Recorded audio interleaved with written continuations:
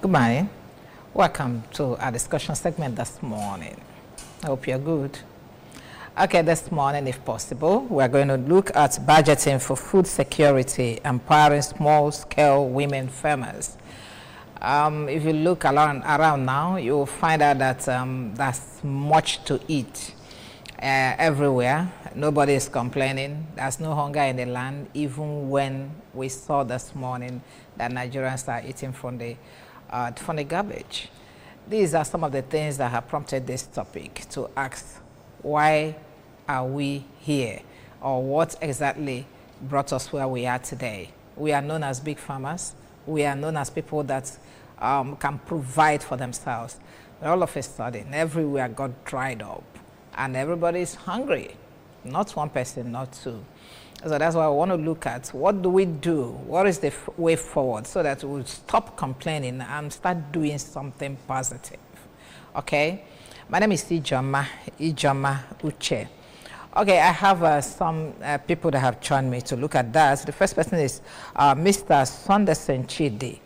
He is PFM Program Manager, Center for Social Justice, CSJ. Good morning, Chidi.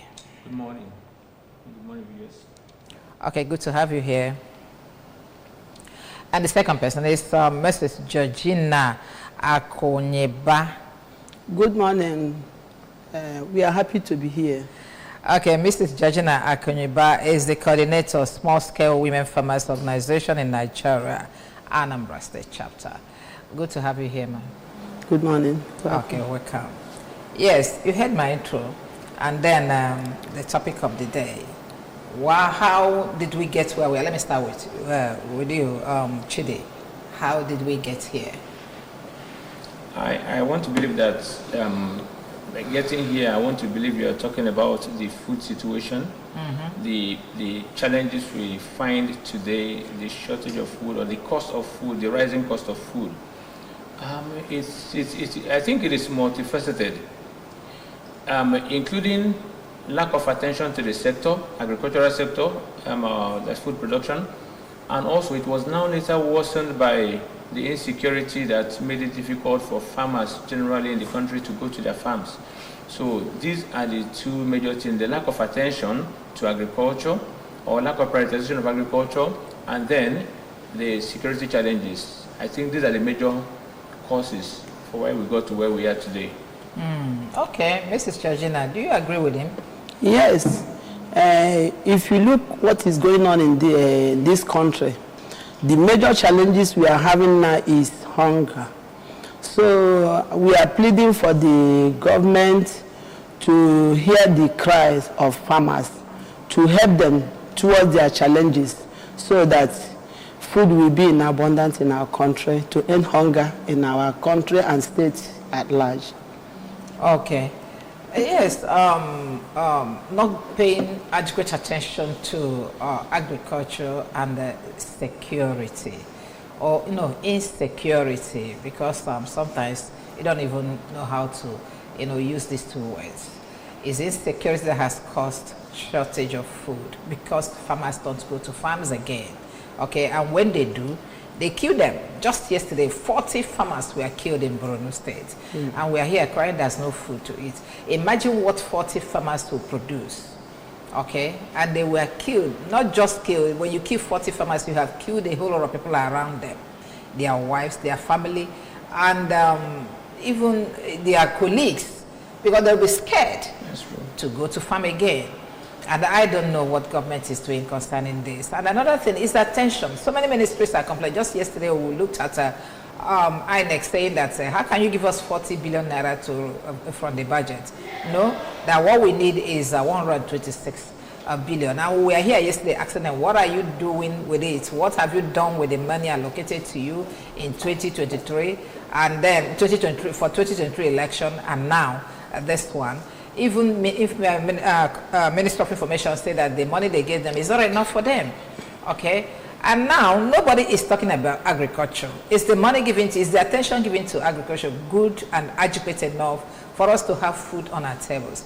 We import nonsense now. Whatever they see outside there, whether it's edible or not, they bring it to Nigeria because there is hunger in the land. That was what this place we saw. They were frying. I don't know what they were doing. They put it in frying pan, and then it comes out, looks like rice, and that is pushed to hungry nation like a big brother Nigeria.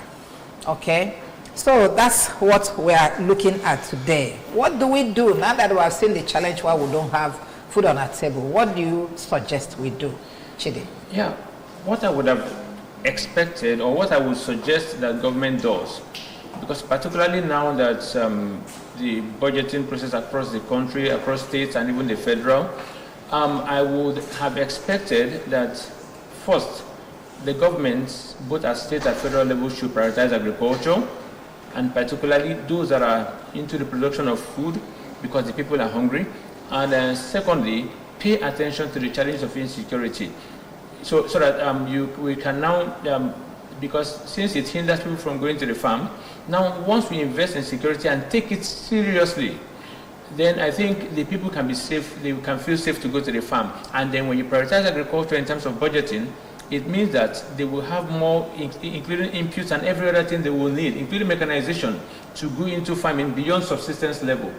At this time, a lot of farmers are farming at subsistence level, but that's not what we need now. We actually need mass production. Okay, thank you very much. Mr. Georgina, you are the coordinator of small-scale women farmers organization in Nigeria. Okay, of Nigeria, in Anambra State. So, kedu ifu unu na-eme, kedu mbọ unu na-agba ka iwe funani the line at iji goto iji afaketa kele go mkpụrụ osisi na about 500 naira. O sada eleze nke 100 naira, na bidozi from 200 naira. Akpọ mkpụrụ osisi no, emele ebela atụkwasị ya the 51 n'enu, ọ bụrụ 200 naira. So nwaanyị di enyere 5,000 naira ka o wee sie ofe. We will not be able to come back with ihe o kwesị iji wee sie ofe because na ife gara ọnụ n'afịa. Kedu ife unu na-eme na this organization? Anya kita na Anambra State anyị. Ụmụnwaanyị na-agba mbọ ịbịa n'anya that ịbịa na production of agriculture, 80% of workforce almost bụ ụmụnwaanyị. And na nwaanyị ọbụla efọ kita. Ụmụnwaanyị nwoke na-akọ ọrụ. Mana ịbịa kita ụmụ nwoke kọrọ anyị ọrụ. Nwaanyị ya agarụ ọrụ ubi ahụ. Why you harvest? Why you are more gay? You will they harvest all those things. And they be a family kita anwa. Woke pota, all you make woke. Oh, why you are bumble food and need in a table? Why you are bumble? Woke with the good guy, just in me. Open a wine about kitchen near Mampotano. So maybe I'm a challenges I may no twice when a free fena gano. Thank God na soludo ne tinya euro because before. Keyos I used to wear by before you now Ghana no bodo like Ghana Oka North, all these areas are in a capitalized bone or whereas of Moga. By the time you will brief and after transportation in the corner because that cost of transportation it gets near labor, high cost of labor. Get near na labor we just we mara go ni yere fa we woputenu egu yeje because no for the bookwa for the more energy ni susunara ego for the Ghana enya ha loan all those things ki ye woputa we mara fee eme and also kwa government iwete ihe a na akpa akọrọngwa a na enye ụmụ nwanyị iwete ka agba mbọ follow the right farmers ndị bụ real farmers. Can celebrity farmers garije Russia those ones so celebrity farmers be nwere ike kita no e fundi ya no because na had is so smart carry ụmụ nwanyị ime obodo a na akọ ugbo a ụmụ nwanyị ime obodo ụfọdụ n'ime ha nwere phone ya no na aska na eke so by the time ha na-apụta ka ha ma na na-eme onwego ndị ya ewere enu ụfọdụ n'ime ha werukwa na eweru or before na erute ha aka ego. They are well on behalf of Ndanonime village. How will you get have a farmer and the government Yamaroya farmer? Manakita no we farmers. So now you and the blame government because one door for a farmer. So na yobu obuno to akita ama mana the real farmers no to haka. The real farmers in a village, like you said, for them and you have this organization in a head. So in a measure, now you are bringing there is a government, Kahamara that no one didn't Bozia, Buru. And those ones saying you can't farm. How would the how you can government? Go square with and do a many career. una na-ewepụta n'afa ndị nke anọ n'ime obodo. Anyị na-ewepụta kpọọ ha. Anyị bịa na Nigeria kita anyị nwere over 2 million farmers across the whole 36 states. Ụmụ nwanyị. Rural women, nya ụmụ nwanyị ndị ọrụ ugbo. Then na the whole state, bịa na South East anyị nọ ya. Anambra ebe anyị nọ ya. And ada abanye Sofon as individual, ana abanye as a cooperative. Tell me more about that stuff. So, I na abanye as a cooperative. So, it is na kita anụnwa na abịa na local government, 21 local government dị na Anambra state. Where each local government will coordinator, they represent Sofon. So that coordinator is it a national? It's a national body. Okay. So this is Anambra state. Even all the international, the whole South Africa. Oh, really? The whole the whole African country, sorry. Because they were organization now during the time of Jonathan Goodluck. Because after the whole Africa from Ago or the too much nobodo. We were all meeting na Obi Africa and Ethiopia. Kamaka is end hunger in Africa by 2025. Now we are 2025. Hunger can be too much because they follow that distribution of input and other things to the normal channel. Kendo bolu fifolia. Ndio bolu fifolebo. Ibia kita government pota like otu akita. Them as no say abo women farmers said on board.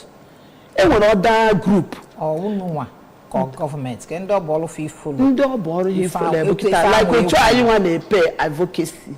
Because in your government ga na enyo kwage. Wo ha na anya ha ya ama the reformers like kita onya kita akwago onwe ebosi. Before onya we happy Abuja happy feli don na mama the same thing. Go see na ndi ana ha we enyocha go nda fo na ndi abu reformers on the ground.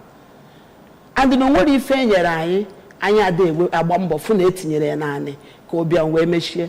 And from that place, through the France country, when we were data one, there a debate, the solution, I see end hunger in Africa. After everything, I bet you not through why. Because now why, it will take a little something in your why. See, I need double go to 5,000 Kenya. Why we keep Jebido Yabakara? For no marker in sorry to say that he will Kenya work when we go get a phone concubines. Ụfọdụ mana nwaanyị ya bụ mbọ fụ ma di the husband na ụmụaka riri nego akwụkwọ nwaanyị ya dị proud na nwa ebe lawyer na nwa ya bụ nke a na ọ na-emezi nke a and the way gọọmenti si na-efolo wee sị ka esi n'aka ụmụ nwaanyị ebe a ka esi wee bido wee guzo wee sụọ fọn na the whole African country hoping that nọ n'aka ụmụ nwaanyị ka a ya esi wee mechie obian na agụọ n'Africa.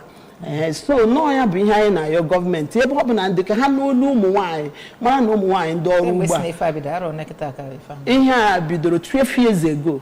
Okay.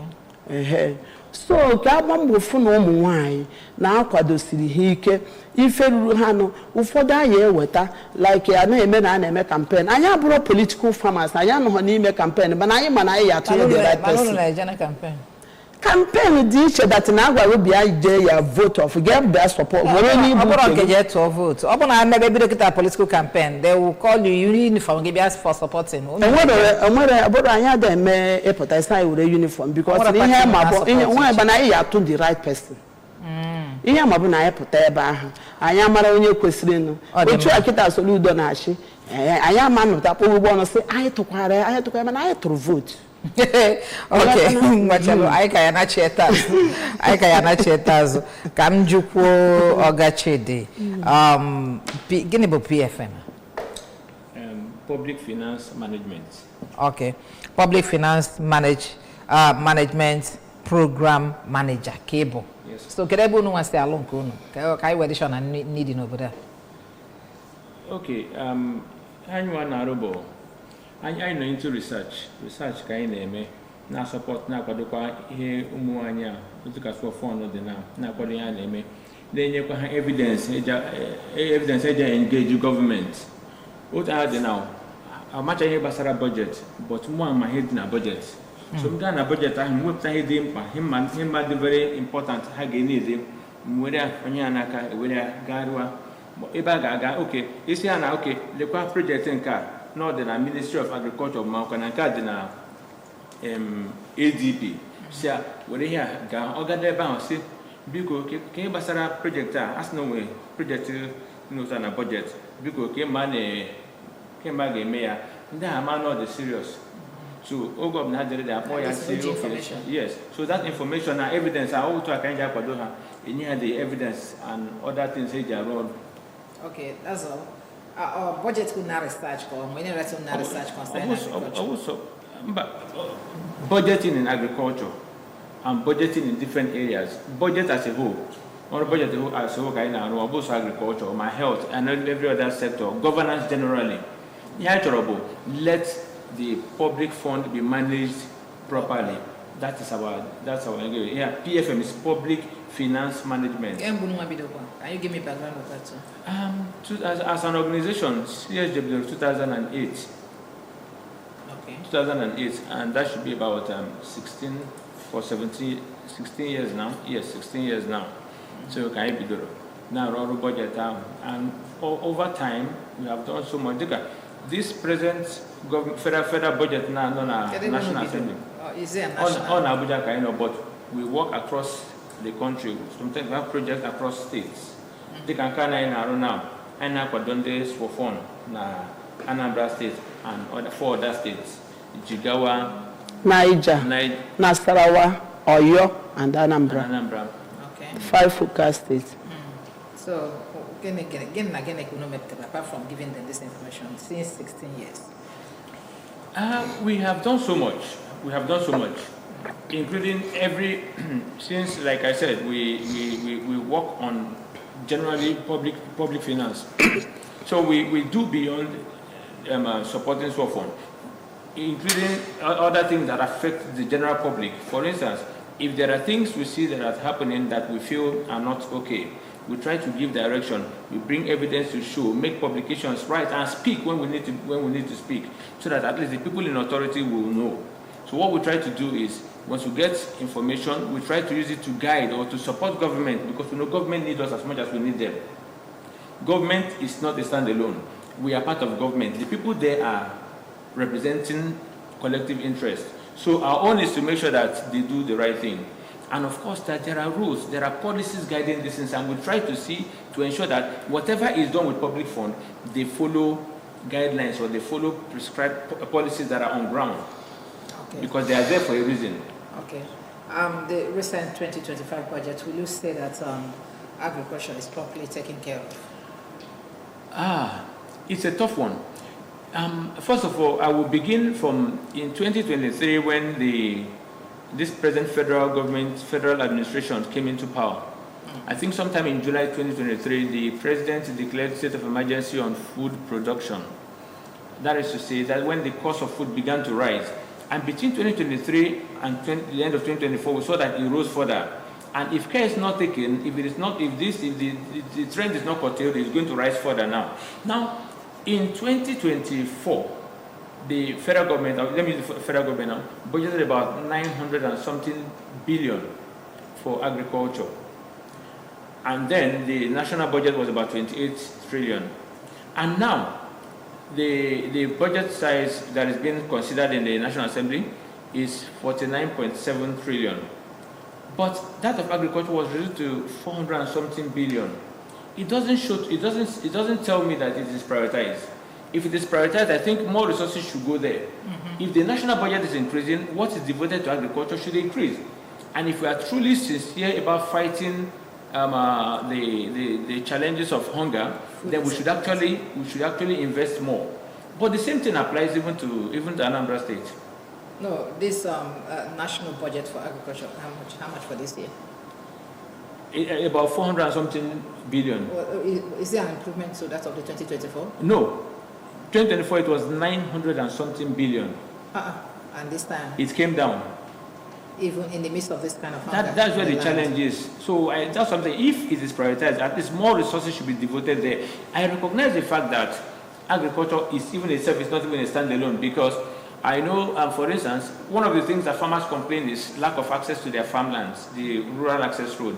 If some monies are budgeted for works and they work on such roads, it means that it will help the farmers to evacuate their product from the farm. Yes, it contributes to that. But at least the agriculture itself and the capital budget especially that affects the people, that affects the farmers, there, more money should go in there and not to be reduced. Okay, like Madam has confirmed that due to the roads that the governor of Anambra State has invested on in the hinterland where we have farmers residing, that it has helped them to evacuate food to the cities at a very low cost.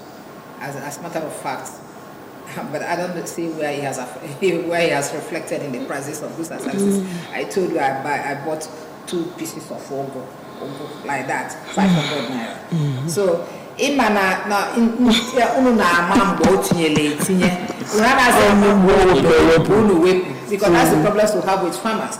It's still your farmer, why is you wake say ogo so na dollar till ego one more dollar go to where ka ogo na man no what do you call the obo family e wata go. So kedifa game, what do we do? I will make a sure mother you will 5,000 waja fianige go tell me fake so I can could up go road afa ko na na insecurity obrozi farmers mean na abu bokita because the fear may Ghana the farmland may mampota obu na yenye aka maka esime insecurity mbanka then makana mbache ngwa chelo ka mbunye gu uche we mara mweki sabwa keje kwa bebe just yesterday ka pass into law a security outfit Anambra State and about Agona Chamber unyaka pass into law so action e bidogo thank God. And when they kind of forest guards they can gonna man the forest and everywhere in Anambra State officially in the farmlands ni you thank God to make sure that now on when if any boom madu no ofia can madu when the madu we can have an ofia jena kokoro na kopte fine okay make a question on na no ofia when attack the cities much abana pa ofia so we want to keep our forest very safe for Anambra State so this is a good news now thank God for that ekenediri soludo so na ozokwa bo double taxation because we will kita buru ife like last time enwe kesi bia ibute mi ife ngwa afia se farmer another group bia tido and na dro kwan enwe ike ka iku oni na zo woga amara go ora before government ya na enwugori na ya ku no 10,000 na ya me na nke ozmo dey made the offload nya 10,000 for this security we dey receive na newi na precisely na my shop ebe mebi na tara ngwa afia ayeji nni ayeji nye fa enya oko can they be allow for the as I on the okay Hubert then enya ha then I went with the receipt near the driver say ajewe na the other distance ke mekwa the other farmer distance ko obia ha gosi abia achọpụta na ndị nke izizi bụ ndị fake ejideze na ama more offload ebe ahụ but ọ bụrụ na so that place ka emere offload the fake task force anarago anyị ọbara na akpa government and ọ bụrụ na anyị bịara si ọ bụrụ na asị ka anyị sosi ike then we pay double taxation is it ọ bụrụ na that goods ka anyị akwụkwọ ụgwọ ịbịa ka ị na-ebutu ngwa afịa adịghị na asị community task force ndị youth ndị a ndị nke ndị anụnwa nzukọ ndị a na the same goods ka ya agbakọ the transportation cost added taxation double tax added divide them how much are you going to sell to make a little profit to feed your children and the family I'm telling you the high cost of this can be almost in senior go that taxes we don't support tax because all tax can jaru also. Now you may be at the borehole, everybody now irrigation now. I need the borehole. All tax governor you will say okay now these people bush value shame people. Like now it's able to afford. I need negotiate land na or cannot now for dry season rice cultivation. No negotiating now Omo and the Obaru. Our coordinators there now engage for the land I do work rice there.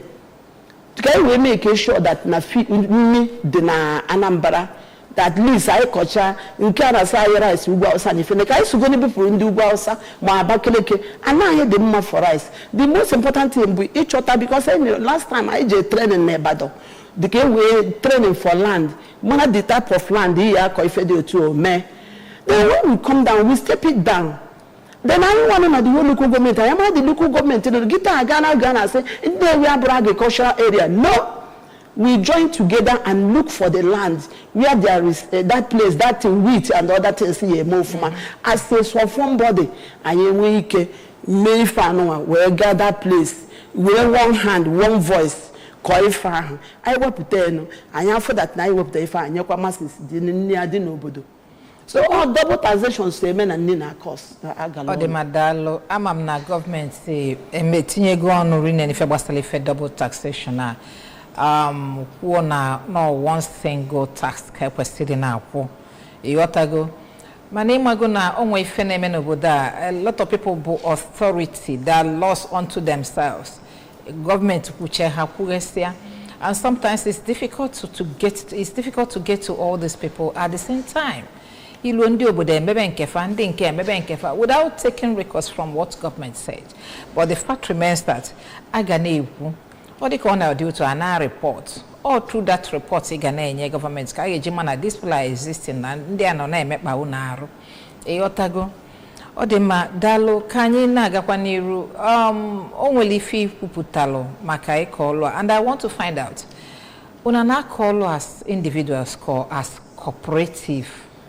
Yeah, it is in for another for carrots, cucumber, all those was ever for those was a major coin. Unonaki as cooperative. Onye charge colon. Twice a member, like when you have personal land around her own environment. Man, I bet Chopotane, Ebene move we join hands together. Makandi was in Igwebike. So I wanted the land. I enjoy those community I wanted their neighbor. How I bring they are not quiet, then I copy those things. Then I based on contributions. Then I met up and I hope to pass in Kaye, waiting on a post. I win a group because I don't govern. I so I know government, but I know your government can like it over the program actually for dry season. At least any equipment, you government support on with 75%. Then the other 25%, we have to support that one. Then I met up and then we share it. Omwaya nwekwa ngorisi we I support kwa omwaya woro ya because I don't know obi mbubu abia puta enwe ndi bu oru habo only farming mana kita ago abia everybody was farmers woro ya ya skita na ma mari fo na ma bugodi nke a na-etinye na akpa ka ọ na-azube so no try say me I want that large area I na-eme in group Gefun na kokale. Yeah, na kokare bu like kita anwa enwechara ebe anyị na-akọ akpụ like enwecha ndị donors bunyere anyị processing machine like iji wee process akpụ nya kasa gari processing machine like onwe nke anyị nwe na Agleri na ebe afia ebe ahụ nwekwa nke dị na Kanot so those places ọ bụ na o nwere onye sọfọ mbịara ka ọ kwa akpụ ọ bụrụ ego na anara onye visitor ka ya na ona but he a contribution then we kwa nka anyị nwetakwara anyị akọkwa like yesterday onye Agleri no ebe ha ndị secretary abịa na order gari ebutere ha ebe ha ya eji na Abuja then we kwa ndị yokwa ebutekwara ha a bag of gari there for the says ha si Agleri buta ha because ha ya enye ha at the cheaper rate carry fa na akọ even we kwa na ufuma because for this their support other donors like Sweden sikweba hanyesi anya equipment onwere oge hanye chakwa ma hatchery machine ebe anyị ji wee but na that hatchery machine the most important challenge is na enwekita abụ na ọkụ adade fuel galara ọnụ. Okay, before we get to those challenges can you also sakpu kunu nako abụrụ sakpu na akọji anako ji but na man anako vegetable onions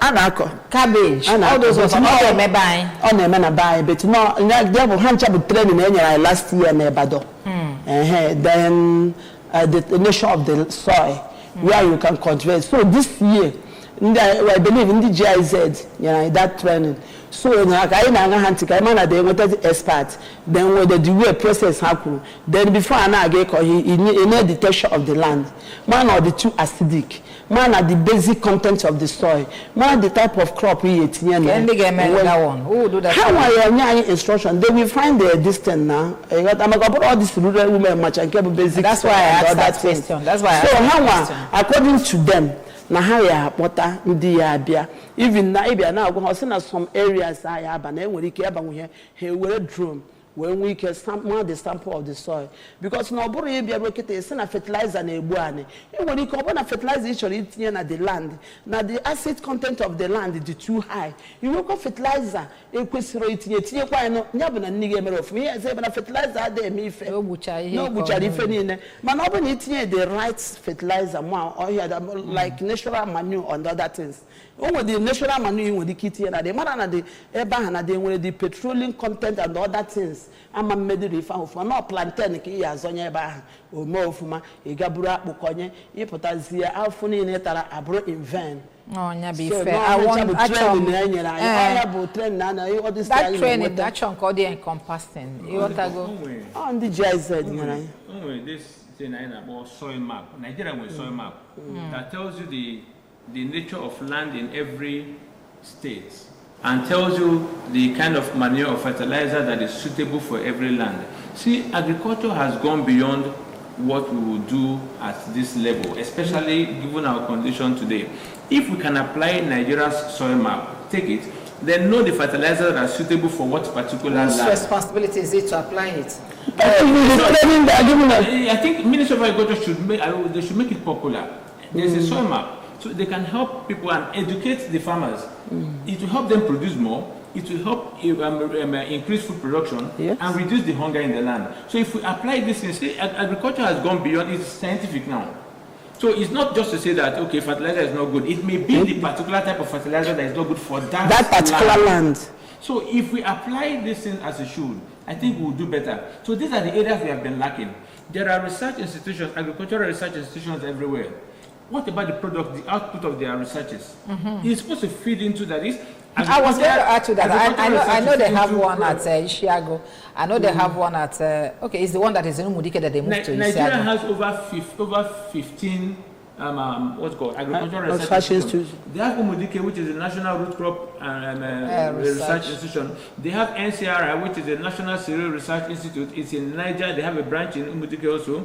They have the storage, the one that is into storage in Ilorin. They have several. Okay, how come you guys go for trading or whatever at Ibadan when that of Umudike, Ishiago, they're all there? They're there now. Is it not government that are going to support you? We are farmers. We are rural farmers. No, the GIZ to enlighten our farmers. Can make and just to give us knowledge that social thing is existing. Because I am about the reserve. We are farmers. No, I think I not call you to see because from there I was right. Then when I come back, step quiet down. So you open a nekwa. But now in a chase, open a government here support. Can we keep bid that in? I ain't want to give me. What kind of support do you want? Is it no government? What kind of support do you want? I asked you a question. Is it support that's like government, well, in my equivalent government, Tibia, how am I go their area? Obrazimia, what her name would they for how would the people had trained about that? Yeah, got to the farm, the areas, they got to go. The truth is, if they know, I find I'm going to miss opportunities. I just go make a hitch of government. Government, this trend I got through under Federal Ministry of Agriculture. Okay, can the features? Then that director of Federal Ministry of Agriculture. Question guide there before you say okay government because now all those people they invited us. How I get when I say that they will now you go the kit and how may go the floor open. How you go if I can't go straight say okay government beer we want their agenda. Once how I be here popular you know no why or how I go if okay. Whatever my point. I think yes, I think oftentimes it is through dialogue. If government creates room for dialogue with them, they're able to communicate their challenges. So, like for instance, in the course of the preparation of the budgets, the consultation is done, whereby they meet stakeholders to determine what should appear in the budget. So in such instances, if the government brings these women together or brings farmers together, the various types of farmers, and then discuss with them, they know what their needs are, then you'll be able to budget appropriately for them. So if without that consultation, you may not get to know what because you might give them what they actually don't need. For instance, we are talking about, yes, agriculture is going mechanized. We are talking about tractors, but tractors are expensive. There are other alternatives. There are what you call gender-friendly equipment. Tillers that can be a woman can handle. A woman can handle it. You understand? So such can be invested in, but you can only know that if you discuss with them. You will not be where you are and think you can budget for them without discussing with them. There's nothing for us without us. Okay, apart from the tillers, what other technology can we apply to ensure that the women will be able to do their farming properly? There are many things available. Like, I would say, let me just, we talked about agricultural research institution, and we know that there are outputs of their researches. It's not often you don't hear where they come out and they disseminate their findings to farmers. Why is this so? So that is where maybe, or like call it monitoring now. So we are actually canvassing for, like in my organization, we are canvassing for institutions whereby agricultural research will feed into agricultural practice. It should not be a standalone. That is, if the farmers have a challenge, they should be able to communicate the research institutions, then they can go into research and see what they can get out of it. And then when you get anything out of it, you also give it also the same farmers so that they can also apply it in their farming. When people are talking about wastages because of lack of storage facilities, then what is the storage institution, the research institution in Ilori doing? How often do they disseminate? Because we know in states like maybe Benue where they produce tomatoes, if these things are not bought, they get damaged.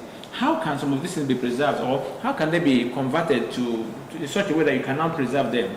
So that should be done. It should be intentional. But of course, these research institutions are federal government institutions. These are the technologies we are talking about to ensure that the women will be able to farm and preserve their outputs.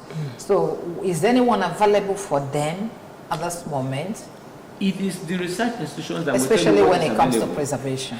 Yeah, that is why that communication should be between farmers. Anyway, whatever, government should be intentional about these things, because yes, these women are individual farmers, or farmers generally are individual farmers. But of course, if they produce food is for the people. If the state's people have enough, they will cry less. So that is why government should be intentional to see how they can ensure that this dissemination takes place. You should not conduct a research and keep it in the shelf. It is not meant to be shelved. Is there possibility of the farmers getting themselves together to ask the institutions, is there anything you have on ground on preservation of food crops? Yes, so if you don't say that this is where we are, nobody will look for you. You are the person that needs it. So is there no role you are going to play at all? You just stay home, wait for government to tell the research institution to research and then look for you in your house to come and tell you what they have. I think they can. I think they can. But it's for them to know what exists. Like, for instance, she's in Anambra State now. She might not know what is available there. Like that storage institution is in Ilori. Who knows? It is possible that farmers in Ilori may have ideas of these things. So it depends on their interaction with their fellow farmers in other places that makes them to know what is available where. Okay, thank you. Madam, to improve productivity. Increase in productivity. Or government can government can I security guide, I happy for that. Then you also kwabo na bombo na then you also kwabo otu akita anyị na aba bia jeku government na nwere like it nwere varieties of seeds and the new research because oge mbu ibe na ndị ba anyị pa ha aka sị go do kanane nke ya be ka 2 years e we be harvest e mana kita enwego ofon osisi akpụ so because we vitamin A cassava seed so but your times those let's talk about that vitamin A cassava. Is it the one that lasts for 6 months? Well, on allows for 6 months, but at times 6 months for the gap your man day strong. On a carry 1 year in what he feature. Okay. But now, because someone can go for 6 months or label. All the call for my 419 can boy. And we especially of cassava because last time I just training na Saba for cassava production and we different types of species cassava and now federal government. But we here conduct for that training. Okay, we bumbo food because one about casting how na 18 years for the Ghana 18 agriculture. Yet if we can go born. So and I advise like I we then also about this kita anu ani akita. Eba we carry ani na Anambra kita abukare. Umu kanotwa urumba aga melon side. For the empty land, I get this kita because I have agriculture because now for now, for the due to this land texture in a kukita, and when we can culture, Ndiba na boy, Arocha, Mama go nafia. Yeah, Ndibuna, Bokaria, Arocha, Amago nafia. So at times only discourage you to say, Ginicana, Koyon, Konkaya, Kocha, Echin, Japanafia, go to one. So Manakita, I chop go that no bros Key ejizi we cooperative hire the surplus. Then I go to those areas where there enough land. Then those our members in Enyaka as a indigene. What are enough land? I we cannot go I lease. Like how many years can a lease Luna for? For the would you coach this tenor? Ginonya Hapakwa. Because I believe that government were government land. Oh, we guy in advocacy. And your places, no one we can sign about the government. Okay, you people are farmers. Wherever happen no makego. Government more authority me. Yeah, you go there in that land. Then they are sure the security did there by. You have to put on top when you have to say, oh, go and them feature. I give way to take off. How go say that land, government land? Have your own wine where one is no boutique or one near. Only so near fair one eye and iron there. How was here menu? If no wine, I DK. Then like yesterday I no meeting no federal government director of federal government send sign on with some equipment in a federal government district. I say okay thank God so I got retire our old machete na ye be toward one buru modern district na so I got my plug at me here be rice and all those things. And when I encourage youth, because now youth now this discourage into agriculture. Or anyone who want to Kenya, I never shall go because he can go mom. Because no, I don't encourage her. I encourage her because I know which is gonna get the barrier. Last time, come remember, I wait for the but yesterday, I kaya gaga. I got I wait for the VC, able to put the list. Move one aside. I quite know on the outside. I asked you. When free irrigation, I was so highly impressed. They know those things. My beans and all those things. But no, lack of land will issue. So Manakita, I have forgot that I got go dinner Eba Warani. Eba Warani aside. About 2 plots of land. This year, next year, so maybe with a mass so if government were government no wala na Agostino Mumaya na kafa kola anyi fageli agu ebu mmadu dalono I na chikota kedo ebe ifi financially kedo tagisi wenyelo Mumaya kafa wenwe ike we na kopota finally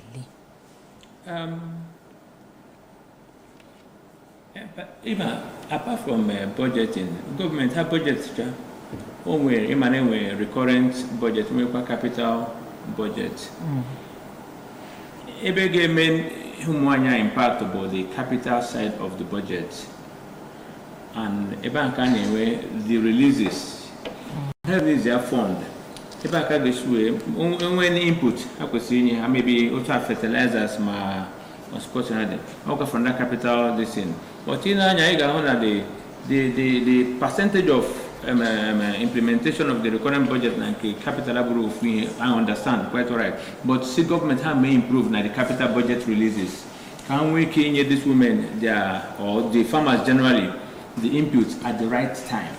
On that capital releases, agri loan today. Because they are not part of government. They are the capital budget. So okay, so carbon, but let them try and see how they can increase the funding of capital projects. And so not just loan, we need grants. After all, this is what will consume. Yeah. May I want to look at senior service officer, non a level 12. Obeki a jopota. Secretary. I'm going to secretary in the level 12. Before you know what I need, Namagota with Fendanako. Open a government short in Yaka, how many for higher farmers? Hanya grant. And with a grant to Nabiaga. Hanya, I know what I know. Any of the grants on what? Oh, grant I with an Abron says me dancing with a mother 30 and 50,000. 50,000. It's me where no ruble, but then when you have a grant. Or in Takitano, when you're an Ifakita and Anna Chico, government, when you at least 2 million, 3 million grant, that were good grant in Abiano. I help one eye. Okay, last time I know Nantina, when present when they go in your own wine. Nantika, I want to farm a scenario. I'm not a woman with the Oguarum. And the Betindo trying other states. West Secono draw the question, getting kind because you know, I do other state like Jigawa, they are a national body. When you as a report, now with each person or 500,000, each person 500,000. All the states in Chara. Man, I am with I name on dancing and water. I mean, water. I don't know. Can you feel me? Key and water. I won't get a drawn up and all done. We are in a physical. Papa, we are. I couldn't know. I am a man up and a boozer. In the run a grant to pota. If you best was working, I make and what and came and do too. I ain't a journal and yet I good answer. When they are a question, you know. I journal. Or the Madalo, only featurely put the kind of chicota. Government nowhere near the Corrego.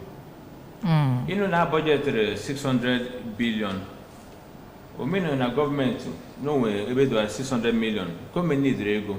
So the women nowhere and every other citizen will got a contribution to that particular. Even like the government realized that budget. So it's a collective effort. Do your part. Let me do my part. Oh, look at Fanako. Yes, I can immediately. And also, maybe tax or whatever.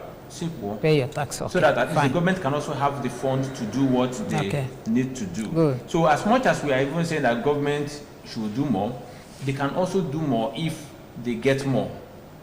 Most times the budget is a plan. To whom much is given? Not realized, you as by to whom much is given? Given much is expected. Okay. So that's what my own call also. So as we are asking the government, we should call on the citizenry also. Let us play our part. Play your own part. And also there should be monitoring for those, like she mentioned some fake tax people that came around. So there should be a way of monitoring. There's no way she would know.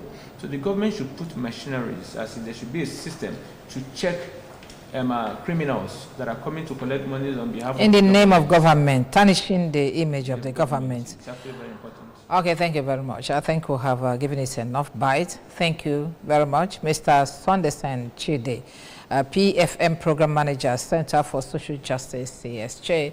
Thank you very much for coming this morning. Okay, thank you also, Mrs. Georgina Akonyeba.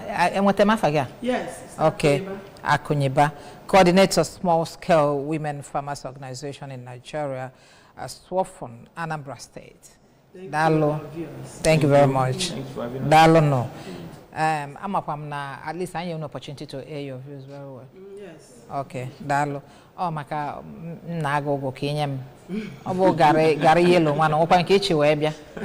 And the tack when Anambra is there. Make work on Ketabi, Koyabia, Kambulu Garin came away another. Dalo.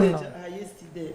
Okay. Well, most I am a farmers forum because now the Unity came a guy invites. Really? Farmers forum on March. Okay. So farmers here be for Hanako. Okay, okay. That will be a display. Okay, thank you very much. Thank you for coming. Dalono, the Good Morning Anambra team. Thank you for making it happen this week. Bye for now.